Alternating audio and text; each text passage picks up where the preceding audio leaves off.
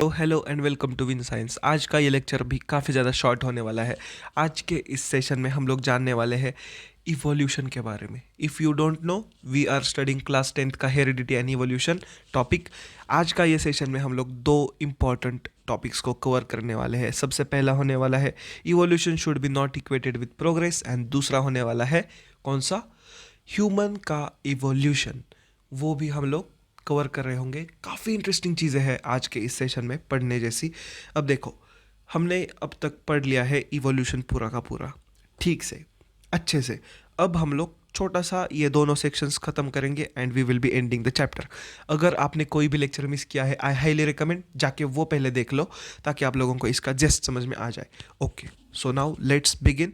Subscribe to Win Science before you start. यहाँ पे poster भी है, subscribe to Win Science, so yeah subscribe. Okay, now let's begin. अब NCERT आपकी ये टर्म यूज़ करती कि evolution should not be equated with progress. And ये काफ़ी ज़्यादा हद तक आप लोगों के दिमाग में अब तक होगा कि भाई इवोल्यूशन हो रहा है मतलब प्रोग्रेस ही हो रही है, लेकिन this is not necessary. Okay, evolution does not really assure कि ऑर्गेनिज्म में प्रोग्रेस हो। अब हम लोग हमारा एग्जांपल देख लेते हैं। कहीं ना कहीं हम लोग एग्जांपल लेते हैं चीता का, ईगल का। ईगल उड़ पाता है, हम लोग उड़ नहीं पाते। ओके, हम भी इवोल्यूशन में काफ़ी ज़्यादा पैरेलल इवोल्यूशन हम लोग कह सकते हैं हम दोनों का, लेकिन उसके अंदर अलग चीज़ें डेवलप हुई है, हमारे अंदर अलग चीज़ें डेवलप हुई है। हमारा और चीता का कभी ना कभी एक कॉमन एंसेस्टर रहा होगा, लेकिन आज के रेस में, आज के टाइम पर cheetah runs way more faster than human beings. लेकिन देखो, ह्यूमन बींग्स के अंदर तो हम लोग दो पैरों पे चलना स्टार्ट कर दिए हमारा। And so if we think evolution is not really evolution is not really a progress, but it is a process, I think. और ये process important हो जाता है because it is really based on the natural selection.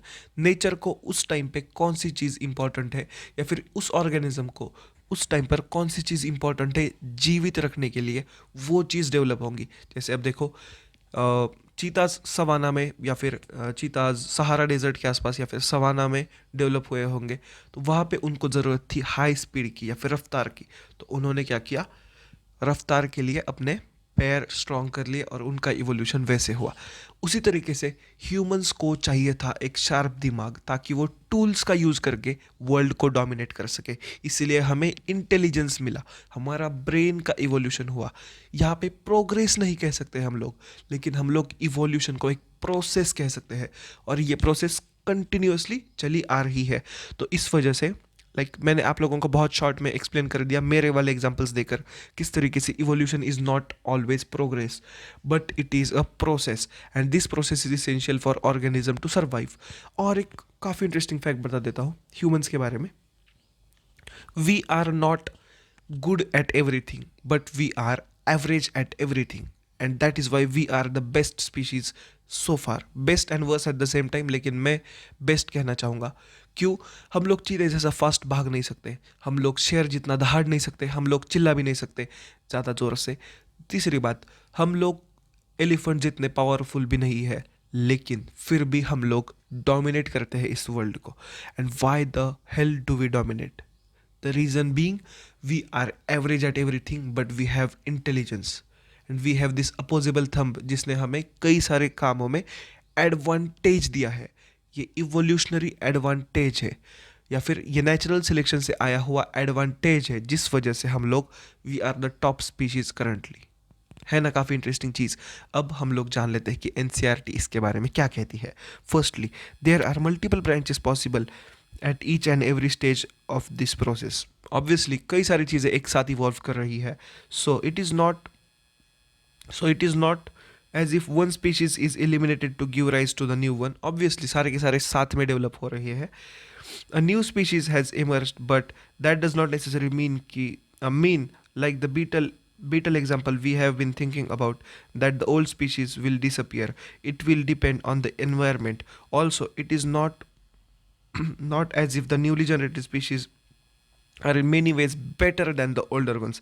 It is just the natural selection and genetic drift that have together led to formation of population that cannot reproduce with the original one. Very very important thing आपके exams के लिए। देखो, अब हम लोग Beatles का example moment के लिए ले लेते हैं। जिनको बीटल का एग्जांपल पता नहीं है भाई, पहले जाके वो वीडियो देख लो जहाँ पे मैंने बीटल्स के बारे में एक्सप्लेन किया है। Anyways, let's come to this point. अब हमने बीटल के एग्जांपल में क्या देखा है कि जब एक नई स्पीशीज आती है तो पुरानी वाली एलिमिनेट हो जाती है, लेकिन रियल लाइफ में ऐसा ज़रूरी नहीं है कि वो पुरानी वाली एलिमिनेट हो जाए। नई स्पीशीज फॉर्म हुई है जो कि दूसरे से, पुराने वाले से रिप्रोड्यूस नहीं कर पा रही, लेकिन ये क्यों फॉर्म हुई है? Because situation at the point of time. दूसरी चीज़ तो वो है कि natural selection and genetic drift. Natural selection and genetic drift, जो चीज़ नेचर के थ्रू उस ऑर्गेनिज्म को सर्वाइव करने में मदद कर रही थी, इस वजह से उसका नेचुरल सिलेक्शन हो गया उस कैरेक्टरिस्टिक्स का, एंड जेनेटिक ड्रिफ्ट के कारण वो कैरेक्टरिस्टिक्स उस नए स्पीशीज़ के अंदर शामिल हो गई। And this is why the new species has created and evolution has happened. Again मैं ये कहना चाहूँगा कि ये एडवांटेज के कारण ये नई स्पीशीज़ बनी है। किसी चीज़ में उस एडवांटेज मिल रही है, इस वजह से ये नई चीज़ या नई स्पीशीज़ फॉर्म हो गई है जो कि पुराने वाले से रिप्रोड्यूस नहीं कर सकती। Okay, and this is why this is a very very important paragraph. Okay, यहाँ से आप लोग मिस मत करना इसको। All right, next.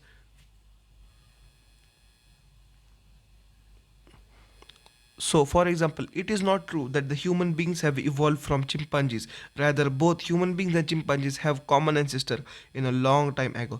That common ancestors is likely to have been neither human nor or a chimpanzee. Also, the first step of separation from that ancestors is unlikely to be resulted by the modern chimpanzees and human beings. Instead, the two resultant species have probably evolved in their own separate ways to give rise to current forms. Okay. मैं ये आप लोगों के लिए भ्रम तोड़ना चाहूँगा कि आप लोगों का एंसेस्टर एक चिंपांजी था। ओके, अब ये कैसे? मैंने तो वीडियो में कहा है, देखो वो मैंने एक्सप्लेन करने के लिए कहा था। अब आप लोगों का भ्रम टूट चुका है। कोई कॉमन एंसेस्टर रहा होगा, उससे निकले कौन और कौन? सबसे पहले निकला चिंपांजी और ह्यूमन बींग। ये दोनों पैरेलली इवॉल्व हुए हैं। अब ये पैरेलली इवॉल्व मतलब क्या? इसके देखो, कॉमन एंसेस्टर जो होगा उस टाइम पे, उसके बॉडी में चेंजेस आने स्टार्ट कर दिए होंगे उसके एनवायरनमेंट पे बेस्ड। तो उसके एनवायरनमेंट में चेंज आता गया, उसके बॉडी में भी चेंज आता गया, और एक टाइम पे यहाँ पे एक बंदर बन गया जिसका नाम है चिंपांजी, जो हमने रखा है चिंप। लेकिन वैसे ही अगर हम देखा जाए तो एक दूसरा भी बंदर था जो धीरे धीरे क्या हो गया, उससे ज़रूरत पड़ने लगी कि वो ज़्यादा मतलब कम बालों वाला हो, काफ़ी ज़्यादा अच्छा इवॉल्व हो और उसके अंदर इंटेलिजेंस हो, तो उसका ह्यूमन में धीरे धीरे कन्वर्ट हो गया। तो ऐसा नहीं है कि chimpanzees and humans are like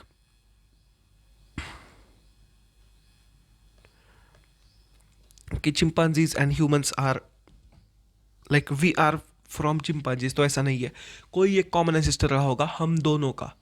okay, अगर आप लोगों के पास 11th की बुक है तो वहाँ पे एक इवोल्यूशन नाम का चैप्टर है, वहाँ पे जाके इसके बारे में एक डायग्राम है तो वो देख लो, वरना मैं यहाँ पे कहीं पर चिपका दूंगा जब मैं इसको एडिट कर रहा हूँ। Okay, it is just the natural selection and genetic drift together. Okay, have the current form. तो आज के टाइम पर हमें जो चिंपैंजीज देखने को मिलते हैं और ह्यूमंस देखने को मिलते हैं, इनका एक कॉमन एंसेस्टर होगा जिसमें चेंजेस आते आते ये दोनों सेपरेट स्पीशीज बन गई। In fact, there is no real progress in the idea of evolution. Evolution is simply generation of diversity and the shaping of diversity by environmental selection. तो evolution एक प्रोग्रेस का काम नहीं करती, बल्कि वो प्रोग्रेस की जगह प्रोसेस का काम करती है जो करंट एनवायरनमेंट को शेप करने का काम करते हैं। And this is why I think environmental selection के कारण ही नई नई स्पीशीज भी बन रही होती है। The only progressive trend in evolution seems to be more and more complex body design have emerged over time. बस इवोल्यूशन से एक चीज़ तो हमें पता चल गई कि बॉडी का जो सिस्टम है तो वो कॉम्प्लेक्स होता गया। स्टार्टिंग होती है सिंगल सेल से लेके आज हम लोग इतने सारे मल्टी सेलुलर चीज़ें हैं, धीरे धीरे तो हम लोग ब्रेन के अंदर चिप्स भी इम्प्लांट कराना स्टार्ट कर लेंगे, कुछ भी कर लेंगे human beings. So yeah this is where evolution is going. Complexity तो ऑब्वियसली बढ़ गई है ऑर्गेनिजम्स के अंदर। अगर हम लोग किसी छिपकली का बॉडी देखें और हमारा बॉडी देखें तो we are way more complex than her. However again it is not if the older design is are insufficient. अब इसका ये भी मतलब नहीं कि पुराने वाले मॉडल्स ख़राब हो गए, ऑब्वियसली नॉट। पुराने वाले मॉडल्स ख़राब नहीं हो गए, बस वो है कि हमारा ज़्यादा अच्छा मॉडल है। देखो आईफोन 14 आ गया एंड पुराना वाला रेडमी, शायद रेडमी नोट 8 जो मेरे पास है अभी। तो देखो दिस डजेंट मीन कि रेडमी नोट 8 नहीं है उतना अच्छा, बस वो है कि एक समय पे रेडमी नोट 8 अच्छा था इन कंपैरिजन टू आईफोन जो उस टाइम पे था। That is why I bought that. लेकिन अब परिस्थिति चेंज हो चुकी है, अब थोड़ा सा चीज़ें चेंज हो चुकी है and this is why iPhone has evolved. अगर हम लोग देखें आईफोन का ही इवोल्यूशन देखें, आईफोन एक्स भी था, आईफोन 14 भी है। दिस डजेंट रियली मीन कि आईफोन एक्स ख़राब था, बस ये है कि उस टाइम पे दैट वाज द बेस्ट। जैसे जैसे एनवायरमेंटल चेंजेस आते गए वैसे वैसे फ़ोन को भी मॉडिफाई करना पड़ा। उसी तरीके से छिपकली का body design is primitive, that doesn't mean कि छिपकली इज़ लाइक इज़ नॉट, इसका मतलब ये नहीं कि छिपकली का मॉडल पुराना हो गया। इट जस्ट मीन्स कि जैसे जैसे नीड्स चेंज होती गई वैसे वैसे बॉडी डिज़ाइन भी इवॉल्व होता गया।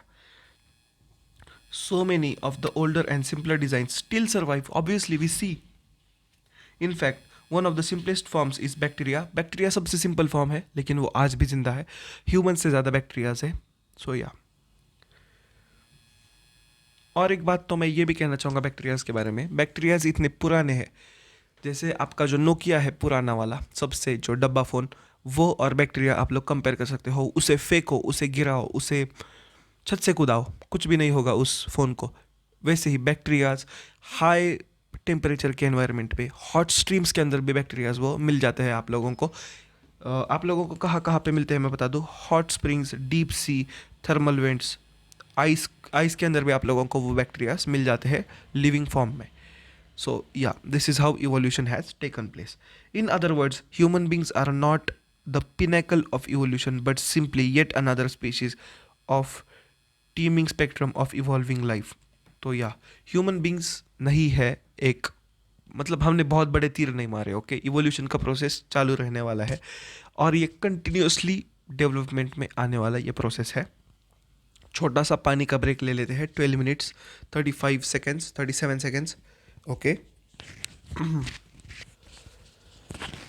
थक जाता हूँ भाई पढ़ाते पढ़ाते। मैंने अभी लाइन में 4 क्लासेस की है, पानी भी ख़त्म।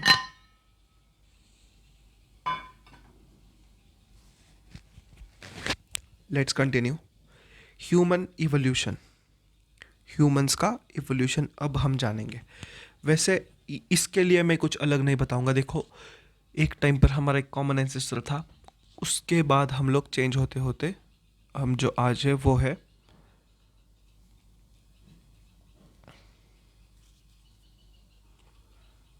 अब हम लोग ह्यूमन इवोल्यूशन के बारे में एनसीईआरटी में काफ़ी अच्छी इन्फॉर्मेशन दी गई है, तो हम लोग उससे ही रेफरेंस मान के वो पढ़ने वाले हैं।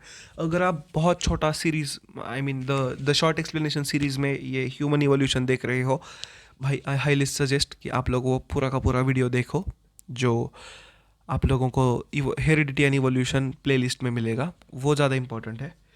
ये बस मैं शॉर्ट एक्सप्लेनेशन सीरीज़ रीच बढ़ाने के लिए डाल रहा हूँ। लाइक अगर आप लोग बड़ा लेक्चर देख रहे हो, मस्त मस्त काम कर रहे हो।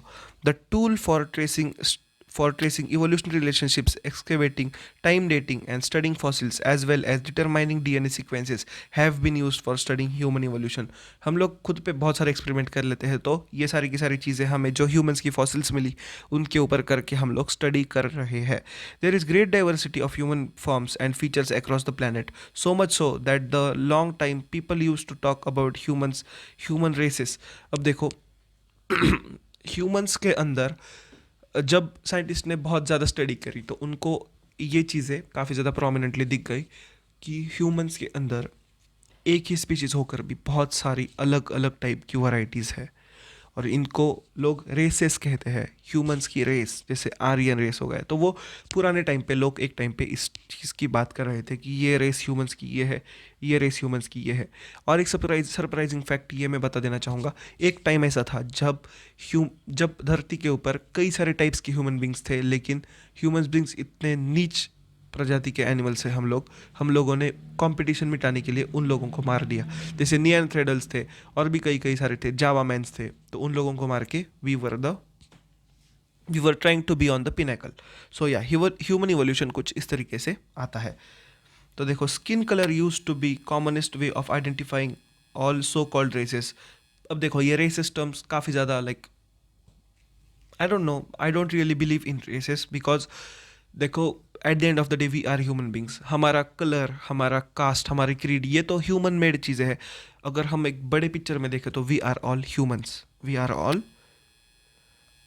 लेकिन कई साल पहले देखो, रेसेस वॉज अ थिंग, कि ये उस रेस का है, ये इस रेस का है, ये एशियन है, ये अफ्रीकन है, ये अमेरिकन है, ये ब्लैक है, ये वाइट है.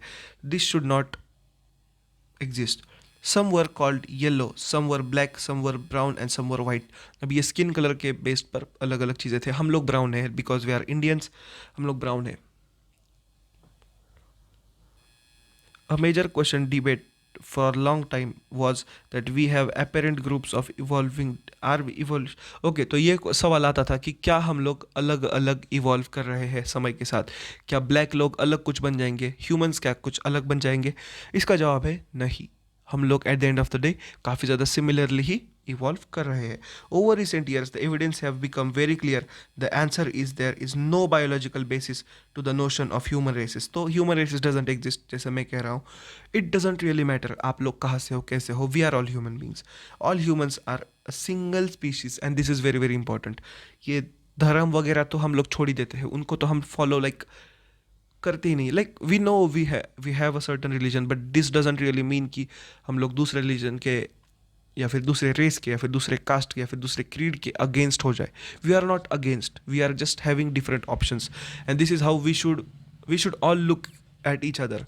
हम लोग, even gender should not be a really really major factor according to me, because at the end of the day हम लोग इवॉल्व तो एक ही डायरेक्शन में कर रहे हैं. एक्चुअली लाइफ का गोल भी एक ही है वैसे देखा जाए तो, पैसे कमाना, लाइफ को सपोर्ट करना. This is going to be the goal. अब आप लोग किस चीज़ को फॉलो कर रहे हो, आप लोग किस धर्म में हो, आप लोग किस रेस के हो, तो दिस डजेंट रियली मैटर. आप लोगों ने यहाँ पे क्लियरली पढ़ा है. So yeah, not only that, regardless of where we have lived for past few thousand years, we all come from Africa. अब देखो, यहाँ पे एक बहुत बड़ा कैच है. ओके, आप लोगों की हिस्ट्री आप लोगों को बताती है कि ह्यूमंस कम फ्रॉम अफ्रीका, या humans do come from Africa. But ऐसा नहीं है कि ह्यूमंस अफ्रीका से ऊपर आ गए फिर यूरोप में चले गए, यूरोप से आके इंडिया में आ गए. ह्यूमंस अफ्रीका से उठ के कहाँ पे चले गए, मिडल ईस्ट साइड पे गए, आज के प्रेजेंट डे पे ईरान, इराक, उसके बाद वैसे ही सेटल होते होते इंडिया में आ गए. Okay, this is the real history जो आप लोगों को नहीं बताया जाएगा. लेकिन एनीवेज मैं बता देता हूँ. ह्यूमंस का अब ये इवोल्यूशन अलग हो गया. देखो, ह्यूमंस निकले तो अफ्रीका में से थे, लेकिन शिफ्ट कहाँ कहाँ होते गए वो मैं आप लोगों को बता देता हूँ. दिस इज़ मूवमेंट वैसे देखा जाए तो क्या हुआ था जब ह्यूमंस अफ्रीका से निकले. अब देखो, यूरोपियन जो हिस्टोरियंस है तो वो बिलीव करते हैं कि अफ्रीका से निकले, यूरोप में गए, और यूरोप से आके फिर नीचे रशिया में, चाइना में, इंडिया में गए. What I personally believe, and this is really really logical thing, Africa छोड़ के नेक्स्ट ऐसी कौन सी जगह है जहाँ पे लश ग्रीन लैंड होगा, बहुत ज़्यादा अच्छी सॉइल होगी, बहुत अच्छी मिट्टी होगी. तो वो होगा ऑब्वियसली सऊदी अरेबिया. नहीं, सऊदी अरेबिया में तो लाइक डेजर्ट है. तो ह्यूमंस अफ्रीका से निकल के चले कहाँ गए होंगे, आज के करंट डे पे Iran, Iraq, Syria, Iran, Iraq, वहाँ पर. लेकिन देखो, यहाँ पर भी और एक कैच है. Iran, Iraq are extremely cold environments, आज भी, हज़ारों साल पहले भी. तो वहाँ पे उगता तो था, लाइक कल्टीवेशन होता था, लेकिन बहुत ज़्यादा नहीं होता था. और एग्रीकल्चर एग्जैक्टली उसी टाइम पर इवॉल्व हो रहा था. तो ह्यूमंस लॉजिकली कहाँ पे आए होंगे, Sindh, Pakistan and then India. Like यहाँ से ऐसे आए होंगे. सो या, लेकिन तब तो कहा था सिंध, पाकिस्तान. पाकिस्तान तो 70 साल पहले आ चुका है एग्जिस्टेंस में. तो हम लोग कहेंगे कि पूरे इंडिया में, अब अखंड भारत नहीं, लेकिन हम लोग कह सकते हैं इंडियन सब कॉन्टिनेंट पे लैंड कर गए वो लोग. अब वहाँ से ट्राइब्स निकली, जो ट्राइब्स आज के प्रेजेंट डे पर Russia, Mongolia, possibly China, Europe में भी चले गए. एंड आप लोगों को सिल्क रूट भी लाइक उसके बाद शायद 2, 3, 4, 5, 6 हज़ार साल बाद आया होगा एग्जिस्टेंस में. लेकिन व्हाट आई पर्सनली बिलीव कि इंडस जो है, लाइक वहाँ पे इंडियंस लाइक वहाँ पर आ गए होंगे अफ्रीकन्स, और उसके बाद वो धीरे धीरे साउथ ईस्ट एशिया में चले गए, यूरोप के साइड पर भी चले गए, and then they started exploring new land and they started living there. आज के प्रेजेंट डे पे आप लोग अगर देखो तो आप लोगों को ह्यूमंस ऑलमोस्ट ऑल कॉन्टिनेंट्स पे मिल जाते हैं। सो yeah this is what I personally believe. बाकी आपकी चॉइस है, आप लोगों को बिलीव करना है तो आप लोग करो, वरना नहीं। काफ़ी ज़्यादा भटक गए हम, लेकिन हम लोग फिर से वापस लाइन पे आते हैं। The earliest members of human species homo sapiens can be traced back there. तो देखो, हम humans as a species is called as homo sapiens. Homo sapiens, okay, sapiens नाम की किताब भी है। Anyways, homo sapiens, our genetic footprints can be traced back to our African roots. Couple of 100,000 years ago, some of the ancestors left Africa while others stayed on. While the residents crossed Africa and migrated slowly towards across the planet, Africa and West Asia. अब देखो, waste Asia, waste Asia मतलब कहाँ पे? Asia के इस side पर, मतलब कहाँ पे? आज के प्रेजेंट डे इराक, ईरान, वहाँ पे। और उसके बाद कहाँ पे जाएंगे? लाइक आप लोग सोच लो 2 मिनट के लिए, जहाँ पे फर्टाइल लैंड होगा, जहाँ पे उनके एनिमल्स को भी लाइक खाना होगा ठीक से, उनको भी खाना होगा ठीक से। तो वैसी जगह अफ्रीका छोड़ के कौन सी थी उस टाइम पर जब आइस एज जा रहा था? तो वहाँ पे कौन सी चीज़ थी? तो वो था इंडिया। तो मोस्ट लॉजिकल सेंस में अगर हम बात करें तो वो चले गए थे इंडिया में। फिर इंडिया में धीरे धीरे कल्टिवेशंस बढ़ती गई, सेटलमेंट्स थोड़ी थोड़ी आना स्टार्ट हो गया। तब से लेकर आज तक लाइक इंडियन सब कॉन्टिनेंट का लाइक धीरे धीरे कल्चर वगैरह डेवलप होने लगा। लेकिन we can trace back like according to me कि वहाँ से ही लाइक ह्यूमंस अफ्रीका से इंडिया, और फिर इंडिया के बाद ऐसे ऐसे स्प्रेड होते चले गए होंगे। सो yeah this is how humans have slowly moved across the different places and migration ऐसे हुआ। अब काफ़ी क्रेजी चीज़ तो ये है कि देखो, अगर आप प्रेजेंट डे वर्ल्ड मैप देखो तो आप लोगों को north America and south America अलग अलग दिखेंगे, लाइक अलग दिखेंगे इन कंपैरिजन टू ये पूरा का पूरा एशिया, अफ्रीका, यूरोप। लेकिन अगर आप लॉजिकली सोचो तो देखो, रशिया एंड अलास्का, अमेरिका का अलास्का और यहाँ पे रशिया है। अगर आप इस साइड वाला मैप देख लेते हो तो आप लोगों को पता चलेगा कि बस 30 से 35 ही किलोमीटर्स का रास्ता है। तो जब हम कहते हैं कि America was discovered by who was that, Columbus, but actually उससे पहले भी वहाँ पे ह्यूमंस थे। तो वो ह्यूमंस वहाँ पे कैसे चले गए? तो आई बिलीव रशिया से वो लोग अलास्का में चले गए, लेकिन अलास्का काफ़ी ज़्यादा ठंडा था, तो वो वहाँ से नीचे नीचे आते हुए उन्हें साउथ अमेरिका मिल गया, जहाँ पे वो लोग ट्राइब्स बना के रह रहे थे। So yeah this is what it is. Then central Asia, central Asia मतलब जहाँ पे हम लोग रहते हैं, जहाँ चाइना है, लाओस है, कंबोडिया है, वहाँ पे। ओके, एनसीईआरटी यहाँ तक तो बहुत अच्छी है। Eurasia, south east Asia, east Asia, and travel down to the islands of Indonesia and Philippines to Australia. भाई इसके लिए मैं मैप बना दूंगा, आप लोगों को मैप के अकॉर्डिंग सब कुछ अच्छे से एक्सप्लेन कर दूंगा। This is not the right place to explain this. And they cross the Bering island bridge to Americas. भाई एनसीईआरटी ने कितना प्यारी चीज़ें बता दी। मैं आप लोगों को इसका एक मैप वाला वीडियो बना देने वाला हूँ, because I love maps. They did not go in the single line, so they were not traveling for the sake of traveling. Obviously they went forward and backwards with the group, sometimes separating from each other and sometimes coming back and mixing with each other and moving in and out Africa like all the other species on the planet. They can come into being. Okay ठीक है, चलो ये तो हो गया, आप लोगों को ह्यूमंस के बारे में तो पता चल गया। आई विल बी मेकिंग मैप वाला सेक्शन, मैप वाला वीडियो, एंड मैं मचा दूंगा उसमें, डोंट वरी अबाउट इट। हम लोग वो ठीक से अच्छे से पढ़ेंगे, बिकॉज ये काफ़ी इंपॉर्टेंट चीज़ है वैसे देखा जाए तो। अब आप लोग काफ़ी छोटे हो, लेकिन इसलिए आप लोगों को इसका इंपॉर्टेंस नहीं पता चलेगा। लेकिन ह्यूमंस आखिरकार आए कैसे, ये एनसीईआरटी ने बहुत अच्छे से बताया है, and according to me this is the best explanation that NCERT can give.